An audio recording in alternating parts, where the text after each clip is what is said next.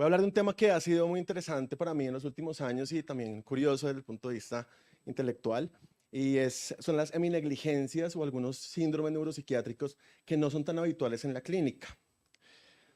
Entonces les presento a Lupita. Esta paciente la conocí hace un buen tiempo y ella está muy contenta porque terminó de almorzar, ¿verdad?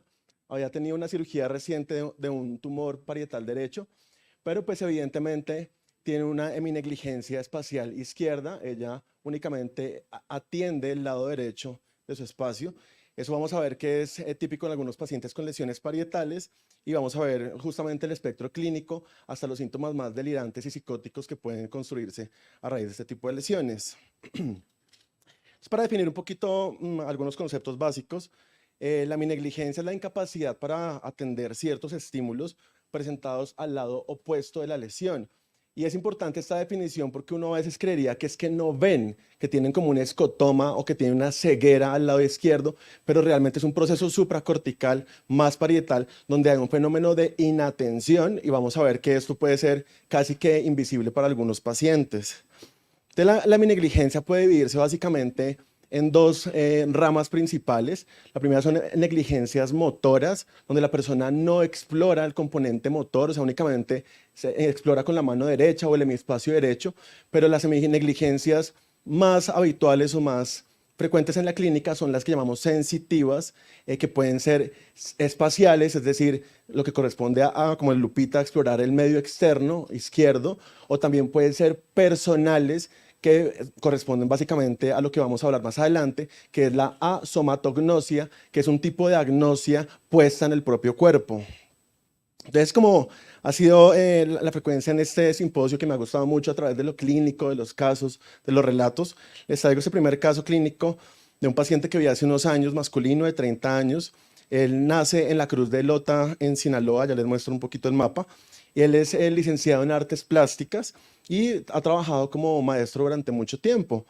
Él nace en esta región mexicana, que es muy pequeñita, un pueblo de apenas 15,000 habitantes, que se llama La Elota, la Cruz de Lota en Sinaloa, una región que también es muy caliente, ¿no?, desde el punto de vista de la violencia. Y él ahí era una persona muy reconocida en su casa, en su colegio, porque pintaba muy bien. Era el típico del colegio que le mandan a hacer los mapas, que pinta bonito, que tiene como esa habilidad, o la familia decía que tenía como una especie de don artístico que siempre fue cultivando. Con el paso del tiempo, él empezó a exponer diferentes trabajos en su colegio y llegó a estudiar en Mazatlán, que si ustedes se fijan en el mapa, Mazatlán está muy cerca a la Cruz de Lota, y allí estudia artes plásticas y se vuelve muy famoso porque en ese año que él termina, a los 20 años, envía un cuadro a Japón, y en Japón les parece un cuadro muy interesante, un cuadro en acrílico, y se gana él, estando allí en un pueblito muy pequeño, un premio en Japón. Entonces la gente dice: este tipo es un genio, se ganó un premio en Japón, usted, profesor. Y con autorización de él, pues me ha pasado algunas fotos. Es este señor que sale aquí. Aquí están los alumnos. Daba clases en un colegio, una institución.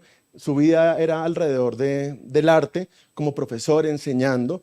Aquí lo vemos también, era muy reconocido en su pueblo, daba algunas cátedras, algunas charlas, lo invitaban también a diferentes eventos. Era una persona reconocida en este contexto. Y algunas de sus obras pues son estas. Vemos, por ejemplo, en esta obra que se llama Acrílico sobre bastidor, esa es la técnica, donde básicamente es importante eso que les voy a mencionar porque tiene un desenlace desafortunado, y vamos a ver o hacer un análisis del cambio de la actividad artística o de la expresión artística en este paciente. Pero los cuadros que él pintaba eran como esos de naturaleza, donde es importante tener en cuenta algunos aspectos. Por ejemplo, la perspectiva del cuadro, que es la profundidad, vemos que está conservada, donde hay objetos que están más cercanos, por ejemplo, el águila, en contraste con los árboles que están aquí en el fondo. Entonces hay una perspectiva, una tridimensionalidad muy importante, que eso es una función cognitiva también, por supuesto. Vemos que hay un manejo de los colores cálidos, principalmente en las regiones o en las zonas más cercanas del cuadro. Los colores son cálidos, por ejemplo, este amarillo, los verdes, y colores mucho más fríos al fondo en las montañas. Pero vemos también, por ejemplo, el manejo de la luz, que es algo muy importante en las obras de arte, y es la fuente de luz. El artista siempre tiene en cuenta que la luz viene o de la derecha o de la izquierda o de arriba, y con base en eso es que pinta su obra. Ay, perdón. Entonces, vemos, por ejemplo, que aquí la fuente de luz es de derecha a izquierda y lo vemos, por ejemplo, aquí en la roca, se ve claramente cómo está el brillo y la sombra está en la parte izquierda. Es decir, si uno se imagina que la luz viene de derecha a izquierda, de arriba a abajo, alcanza a entender la fuente de luz, porque esto es una función cognitiva también que en él se altera más adelante, como vamos a ver en un caso de agnosia espacial. También pintaba ese tipo de cuadros, mucho más naturalísticos, en acrílicos también, perdón, en lápiz sobre papel. Y tenía otro tipo de cuadros también, como este de las cebras. Vemos que es un pintor que le gustan los colores, que disfruta la naturaleza y que tiene un buen manejo de algunas técnicas básicas de la pintura. El punto es que él empieza con una cefalea que es holocraniana, muy intensa, empieza con mucho malestar, no tiene náuseas, curiosamente, ni vómito, y fue valorado en el Instituto de Neurología en ese momento. Un neurocirujano le documentó un neurocitoma central ventricular derecho, y este paciente, desafortunadamente, pues va a una cirugía que, aunque le salva la vida, empieza a tener una serie de cambios en su cotidianidad. Aquí vemos algunas imágenes que logramos rescatar del caso. Después de la cirugía, vemos claramente como en este T1 hay una zona de encefalomalacia parietal derecha que compromete muy importante esta región del tálamo, que es el pulvinar. Recuerden que el pulvinar es la zona del tálamo que se conecta con la corteza occipital y parietal. Son estas extensiones muy importantes tálamo-parietales. Es una lesión muy focalizada talámica, pero también parietal derecha, producto de la resección. Aquí vemos también otras regiones de encefalomalacia, se ve claramente la gliosis perilesional en este flare, y también aquí la misma imagen que mostraba en el tálamo, en el pulvinar. En este T2, en un corte coronal, podemos observar también la extensión de la lesión, de la encefalomalacia que va a toda esta región. Aquí también vemos el punto de ingreso de la zona quirúrgica. Y posterior a la cirugía, él tiene una serie de olvidos frecuentes, de pérdida de objetos de uso cotidiano. Pero ¿qué pasó con la parte artística, verdad? O sea, ¿qué pasó con ese sujeto y su forma de expresar el arte? El hermano me decía en ese momento, es que siempre que lo ponen a pintar dice que no puede y que las cosas le quedan chuecas, como que no tenían una buena descripción de lo que estaba pasando. Cuando le pregunté, bueno, ¿qué siente cuando pinta? Me dice, no sé, me pasa algo, tampoco me doy cuenta de cómo corregirlo, un síntoma muy inefable, no se le puede poner palabras, y esto ha generado disfunción laboral. Ups. Ha generado disfunción laboral, les voy adelantando, mucha tristeza, ideas de minusvalía. De hecho, él llega a la consulta es por depresión, obviamente no llegaba por los cambios en relación con el cuadro, y llega realmente muy triste a la consulta porque además ahora estaba dependiendo de su mamá. Vean, esta persona que estaba teniendo un desempeño, una vida académica, un reconocimiento social en su pueblo, y pues de un momento a otro la vida le cambia y ahora depende de su mamá. Perfecto, entonces las imágenes nos quedan claras, la lesión es parietal derecha, en el tálamo derecho, en el pulvinar, son zonas muy importantes desde la discusión neuropsiquiátrica, la topografía. A nivel neuropsicológico, ¿qué encontramos? Pues en la copia de la figura de Rey, vean que no está realmente muy alterada, uno ve pues que aquí se conservan la mayoría de los elementos, la distribución. Pero, por ejemplo, en el recuerdo, que fue algo muy interesante, y sé que aquí hay varios neuropsicólogos para que lo discutamos, el recuerdo, fíjense ustedes, a los 5 minutos, conserva todas las figuras del lado derecho, incluso hace algunas modificaciones, y el lado izquierdo básicamente no lo explora, pero a pesar de eso conserva el cuadrado grande. Cuando le pedimos que lo haga a los 30 minutos, hace un fenómeno aquí de perseveración donde hace 3 de esas bolitas, pero el lado izquierdo sigue sin explorar. Es decir, si ustedes lo pueden acopiar la figura, no tiene esta negligencia espacial típica donde ponen la mitad del reloj, pero si lo ponen a recordar, sí tiene un fenómeno que es muy curioso y es poco, digamos, frecuente, y es la negligencia representacional o conceptual, ¿okay? Que es cuando va a crear, cuando va a ubicar en el ojo de la mente este recuerdo o esta imagen, no la puede explorar o no la puede pintar. También hay otro tipo de pruebas que son muy frecuentes, la prueba de cancelación, que nos muestra, por ejemplo, si hay negligencia del lado izquierdo. Fíjense que no estaba tan alterada. En la famosa prueba de test dígito símbolo, también curiosamente explora más desde el lado derecho hacia el izquierdo, que son como algunas cosas que no son tan frecuentes. En la famosa prueba de la bisección de la línea, que es muy sencilla, si ustedes sospechan que un paciente tiene heminegligencia, le trazan una línea como esta y le dicen que la corte por la mitad. Y si no la corta por la mitad es porque para él la negligencia o la inatención arranca desde esta zona, entonces para él la mitad es acá, que quiere decir que de aquí para adelante no está viendo esta región o no está atendiendo, porque aquí es como que no veo, como que no atiende. También en la escritura, miren el fenómeno de cascada en la escritura que tiene, y muy curiosamente para ser un artista, cuando le hicimos el test del cubo y de la casa, que son las praxias de la copia, pues hay una pérdida de la tridimensionalidad, se ven objetos que son planos, es un cubo, pero él es un artista. Entonces, ¿qué fue lo que pasó con el fenómeno de tridimensionalidad en este paciente? Entonces decidimos en ese momento, él llegó a la consulta y yo quería saber cómo pintaba. Entonces le dije, bueno, ¿qué necesita para que pinte? Entonces me dijo, bueno, tráigame un lienzo, unos pinceles y cierto tipo de óleos, una gama de colores de óleos. Lo llevé para mi casa en ese momento y le dije, bueno, pinte todo lo que usted quiera. Se demoró como unas 6 horas ahí encerrado, puso mariachis, de todo. Allá estaba emfarrado solo. Y pintó esto. Fue el producto, entonces uno dice, bueno, pues es un cuadro diferente. Y en ese momento contacté a un amigo que es profesor de los Andes de arte, un artista que se llama Nicolás Leiva. Le dije, bueno, Nicolás, ayúdeme a interpretar pues esta obra, cómo cambió. Y él me dice, bueno, aquí hay varias cosas interesantes. Pues lo primero es que únicamente exploró el lado derecho, ¿verdad? Fíjense que todo está cargado, todas las figuras y las formas están cargadas al lado derecho. Y el lado izquierdo, evidentemente, aunque tiene colores y contornos, no tiene figuras. Es decir, este paciente estaba haciendo una negligencia muy curiosa, que era una negligencia a las formas, porque exploraba el color, exploraba los contornos, pero no las formas. Eso por un lado. Por otro, también vemos, por ejemplo, que la tridimensionalidad o la perspectiva del cuadro no es muy buena, se ve todo muy plano, muy bidimensional para ser un artista. Realmente no se siente una profundidad en el cuadro, a pesar de que pone los pájaros ahí un poquito de fondo, no da la sensación de profundidad, que es importante, que es una función muy parietal derecha también, la tridimensionalidad.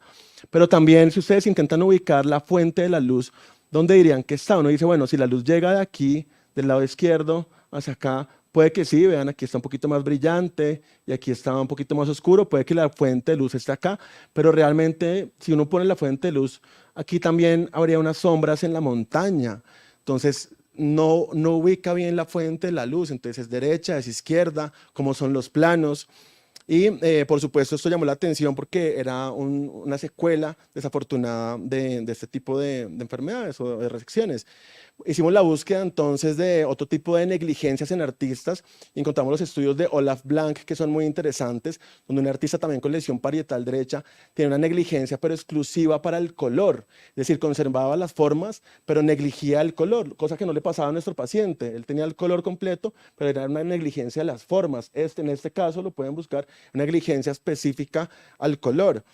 Otro caso muy curioso documentado por March, que en un artista que hacía este tipo de cuadros, que eran sus cuadros convencionales, figurativos también, tuvo una lesión curiosamente parietal izquierda, porque las negligencias casi nunca son parietales izquierdas, son más parietales derechas, pero en este caso fue una lesión parietal izquierda posterior y tuvo un fenómeno muy similar al de nuestro paciente, donde el artista pintaba los cuadros, conservaba el color, pero no las formas. Vean ustedes, no hacía formas. Entonces son negligencias como muy curiosas, muy llamativas en artistas que no se presentan pues cotidianamente. Incluso Oliver Turnbull también tiene un caso muy curioso de una lesión parietal derecha, que ustedes saben que estas vías occipitales pueden ser o ventrales, que es la vía que se llama del qué, o las vías dorsales del dónde, que son mucho más espaciales.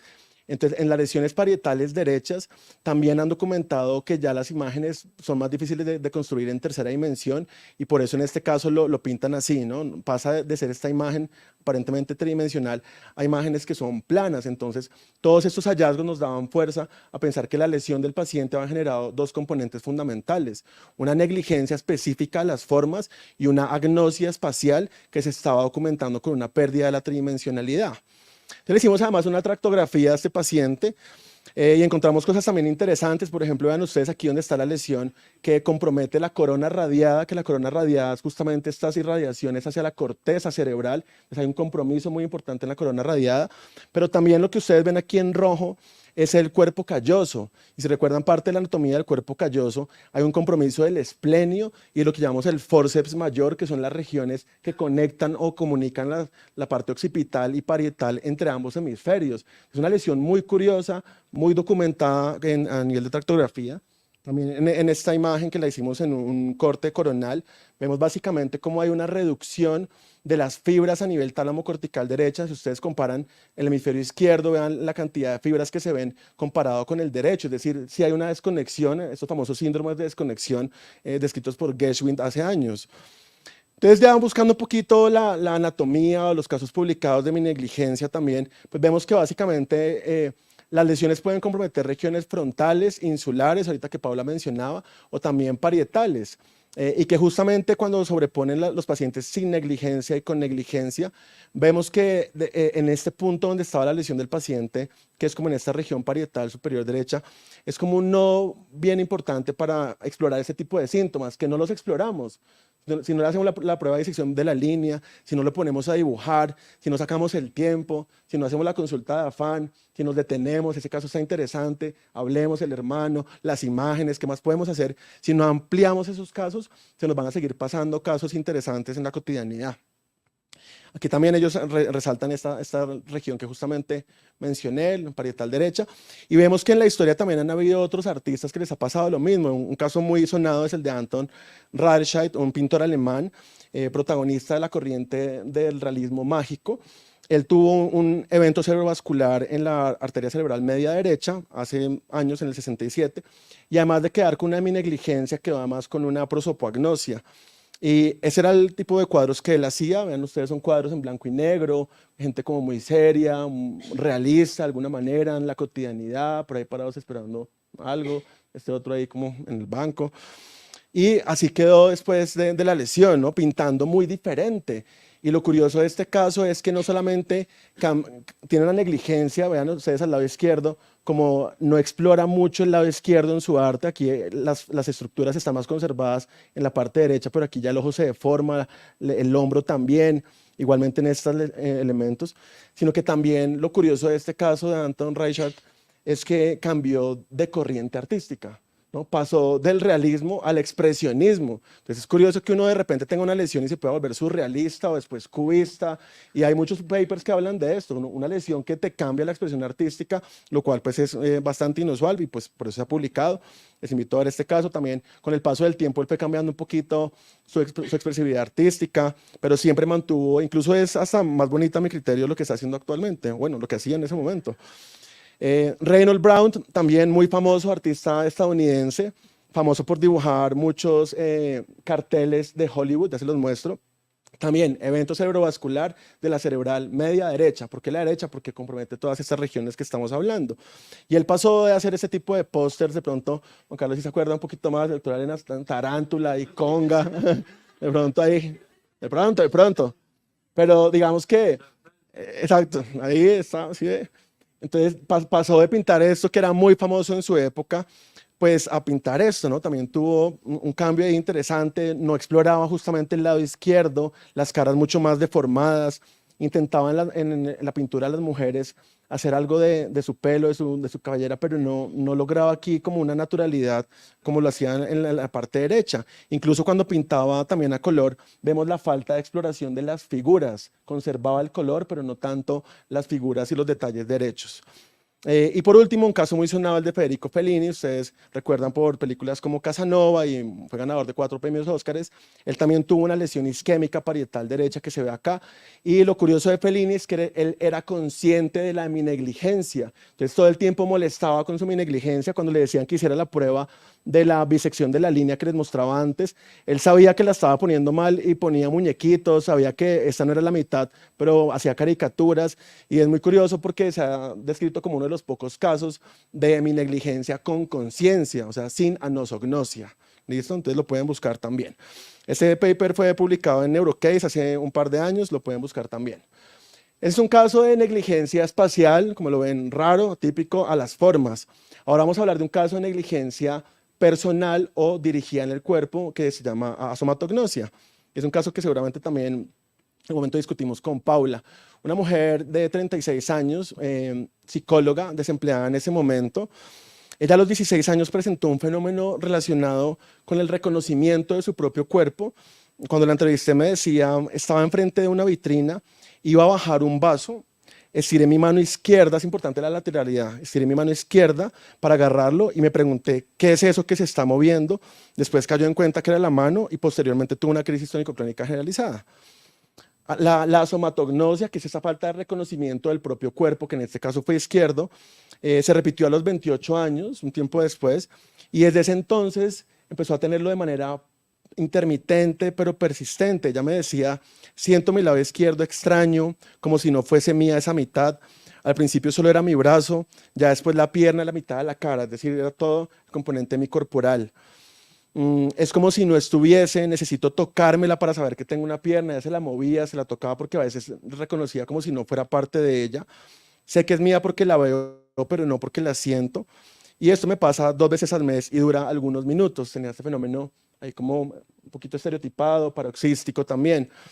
Entonces le tomamos una imagen cerebral y aparentemente uno la ve normal, o si alguien ve algo, me dice, pero si hacemos un pequeño zoom, aquí hay una lesión. Yo no diría, es un puntico, ahí tiene un puntico. Eso es un T1, por supuesto, axial. Es una lesión entonces hipointensa, circular, bien delimitada. Y si le hacemos un zoom, pues encontramos aquí que está esta región comprometida. Le pusimos contraste y no hubo resalte con el contraste, que es muy importante. Un tumor tiende a hacer resalte con el contraste. En el T2 también es importante para saber que no tenía líquido. Si hubiera salido blanco, hubiera sido un quiste probablemente, pero vemos que no tenía líquido adentro, entonces era una lesión que no es líquido, tampoco resalta con el contraste. Aquí en el FLAIR vemos que sigue siendo hipointensa en esta misma región, occipitotemporal derecha. Y este, por ejemplo, fue el corte clave o la secuencia clave, que es fundamental que cuando roten por neurología aprendan las diferentes secuencias para ver las imágenes, porque en este que es el ecogradiente nos permite ver depósitos de hierro o de calcio.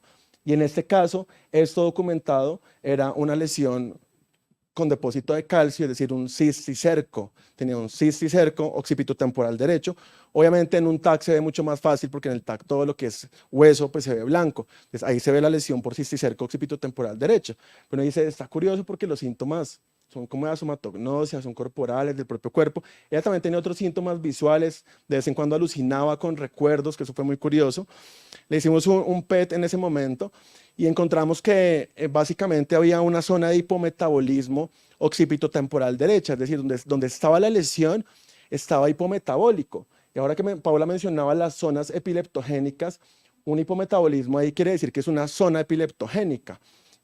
Y por lo tanto, esa paciente estaba teniendo algunos fenómenos epilépticos, aquí lo vemos en otro corte también, un hipometabolismo derecho en esa región. En otro corte también se ve claramente, ¿cómo sabemos? Comparen ustedes acá, esta región que se ve más amarilla, roja, con esta región que se ve más apagada de alguna manera, verde. Por eso sabemos que hay una asimetría en la lectura. Pero queríamos saber qué pasaba con el lóbulo parietal, que al final es el que podría explicar los síntomas corporales, ¿verdad? Y básicamente sí encontramos una zona de hipometabolismo parietal derecho.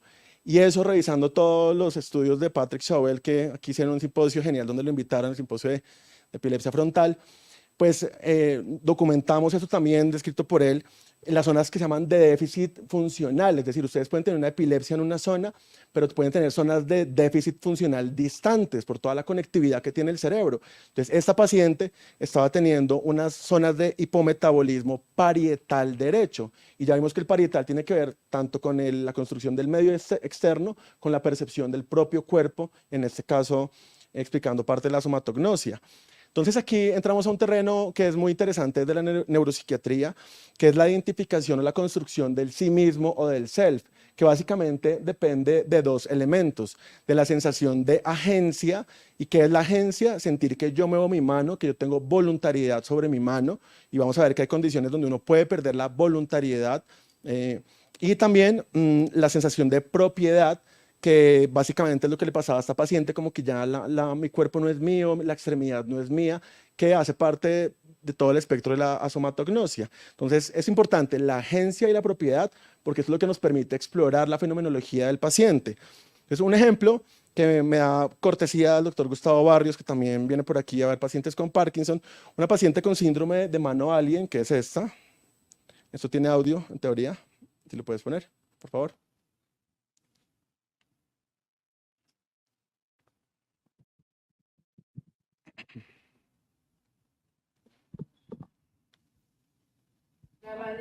¿Esta? Sí, señora.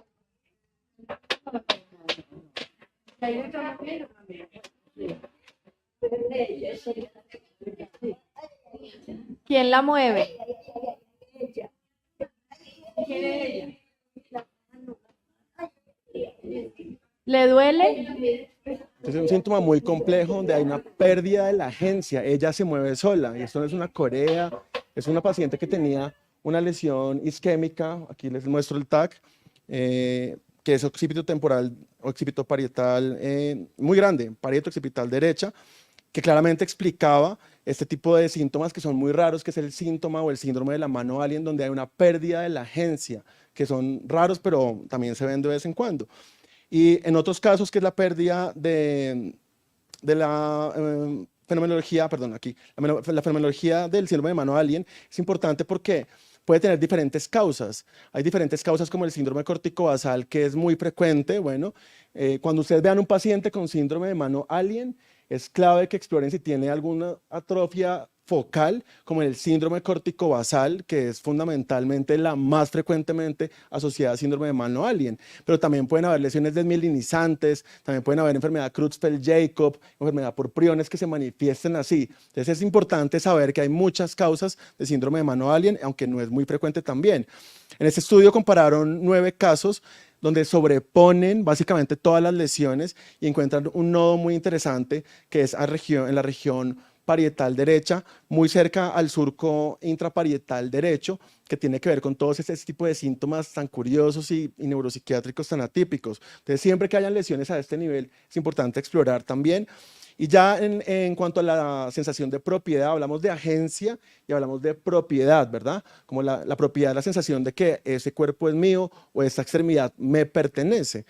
En este caso, una paciente tenía también una sensación de estar perdiendo la mano izquierda. Ella lo dibuja y de repente queda como desdibujada la mano izquierda. Estaba sentada en el computador, pierde su mano, no sabe qué está pasando y cuando reaparece la mano, básicamente están unas fenestraciones o unos orificios en la palma de la mano. Y esto, ella sabe que esa es su mano, pero la siente extraña, como un poquito relataba nuestra paciente. En este caso tenía una lesión que era premotora, curiosamente no era parietal, sino era premotora derecha. Y aquí vamos viendo cómo hay un circuito que es parieto frontoinsular, derecho principalmente.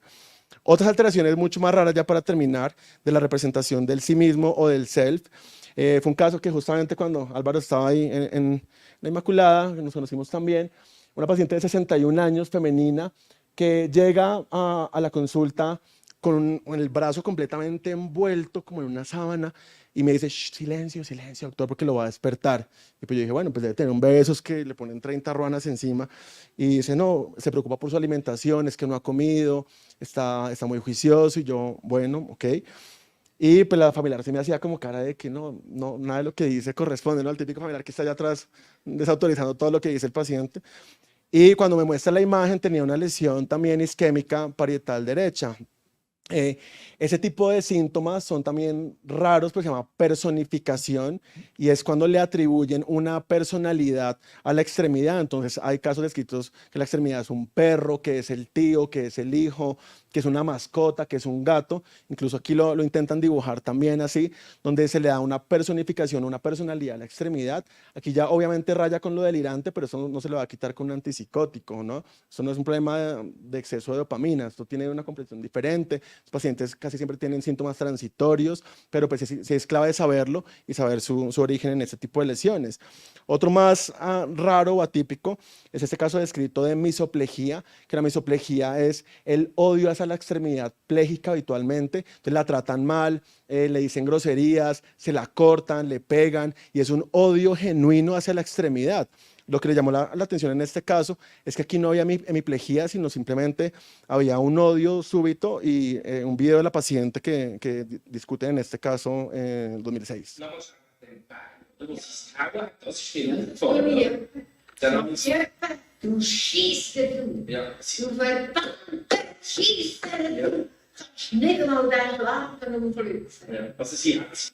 Entonces pasa eso, ¿no? Se agreden, se cortan. Hay unos que pasan a la senomelia que se quieren que los amputen también. En esta paciente, pues evidentemente tiene un tumor ahí, que es en la región temporal medial, y también se ha asociado con casos muy atípicos de misoplejía. Somatoparafrenia, descrito por Oliver Sacks en uno de sus libros, un caso muy bonito donde él presenta a un paciente que llega al hospital, está en una camilla de urgencias, está dormido y cuando se despierta dice como, ¿de quién es esa pierna que está ahí? Eso es una pierna de un muerto, y la intenta botar de la camilla y él cae con la pierna. Entonces era su propia pierna que en algún momento no identifica como propia y la atribuye como si fuera una broma del anfiteatro. Oliver Sacks la describe muy bien, pensaba que era una broma del anfiteatro, cuando la tiró de la cama él cayó también. Entonces son síntomas que, aunque todos se parecen, fíjense que cada uno tiene un nombre diferente. Estamos hablando de misoplejía, de somatoparafrenia, estamos hablando de personificación, estamos hablando de asomatognosia, y por eso la entrevista y la fenomenología de cada síntoma es fundamental. También se han descrito, igual, aquí derecho es derecho porque hay unas secuencias que cambian, pero aquí vean todo el compromiso que ese grupo de investigadores logró reunir 11 pacientes con somatoparafrenia, y básicamente las lesiones son frontales, insulares o también parietales derechas. Y obviamente la ínsula, cuando Paula mostraba la parte posterior de la ínsula, también tiene que ver con la representación del propio cuerpo. Entonces, cuando hay epilepsia se manifiesta así, pero cuando hay pérdida se manifiesta con pérdida, con ausencia, con un déficit sensorial también. Ya por último, otro caso también curioso de síntomas de miembro fantasma supernumerario. Hemos visto siempre el síndrome de miembro fantasma, que lo amputan y siente que está ahí, le rasca, le duele, pero existe el miembro fantasma supernumerario. Y en este caso fue un paciente de 70 años que describen los autores, donde de repente él sentía súbitamente, como increciendo, que le nacían 3 brazos y 3 piernas que se movían sincrónicamente. Entonces, uno le llega así, es un síntoma, como hablaban los camaleones, es un síntoma psicótico del señor que se demenció, tiene 70 años, como así que 3 brazos, 3 piernas. Y claro, le hicieron todos los estudios y en este, por ejemplo, no encontraban nada. Resonancia normal, electros normales. Y tuvieron básicamente que hacerle un SPECT. Yo esto poco lo he visto en vivo, pero de pronto ustedes sí, pero cuando empezó con los síntomas le hicieron un SPECT, que recuerden es un flujo sanguíneo cerebral, un examen de flujo cerebral, y encontraron que había una hiperperfusión occipitoparietal derecha. Bueno, y eso explicaba parte de los síntomas. Bueno, parieto, occipital y, según los autores, también parte del temporal. Entonces, son síntomas muy complicados de distinguir también. Por último, otro de Olaf Blank también, otro paciente que tenía una malformación arteriovenosa derecha y sentía que se le desprendía la mitad del cuerpo. De repente tenía una sensación súbita de que la mitad del cuerpo se le desprendía y no la reconocía, como si se estuviera escindiendo literalmente en 2. En este caso también documentaron una malformación arteriovenosa derecha. El caso que les mostré también salió publicado en Neurocase, un caso de asomatognosia y cisticercosis. Ya para concluir la charla y abrir el espacio de preguntas, si las tienen, pues básicamente el espectro clínico de la negligencia, como se llama la charla, pues es bastante amplio y de alguna manera requiere ese enlace o esa integralidad. Si no hubiéramos tenido un neurólogo, un epileptólogo, un experto en imágenes funcionales, un neuropsicólogo que nos ayudó con las pruebas, hubiera sido imposible documentar este tipo de casos, y también la paciencia de abrir el campo, digamos, conceptual. Es que encontramos básicamente que las lesiones que son frontales, como lo mostré, insulares y parietales derechas, son las que podrían generar con mayor frecuencia este tipo de síntomas, y que es muy importante evaluar si el síntoma corresponde a una pérdida de la agencia, ¿verdad?, de la voluntariedad, o a una pérdida de la propiedad o el ownership, así lo encuentran en inglés, ¿no? La propiedad, ¿es mío o no es mío? ¿Soy yo el que puedo mover o no? Entonces, siempre diferenciar semiológicamente esto en la consulta, porque hay un aspecto semiológico importante. y puede haber diferentes tipos de nombres. Entonces, ya para concluir, evidentemente las lesiones que mencioné, hay unas fallas en la integración de la información perceptual multisensorial y la desatención, que al final dijimos, la heminegligencia es un fenómeno de desatención, puede ser externa, como el caso de Lupita, que almorzaba y negligía la parte izquierda, puede ser espacial, que es lo más típico, lo más fácil de alguna manera, puede ser conceptual, que es más atípico como en los pintores, un caso de negligencia conceptual, o representacional, donde la imaginería mental se altera y uno omite eso en el campo mental, que eso es bien curioso, atípico, y también una desatención en el propio cuerpo o una negligencia personal, que es la somatognosia, y podría evidentemente tornarse delirante o hacer construcciones delirantes como la misoplejía, la somatoparafrenia y todo lo que les hablé. Entonces, muchas gracias por su atención.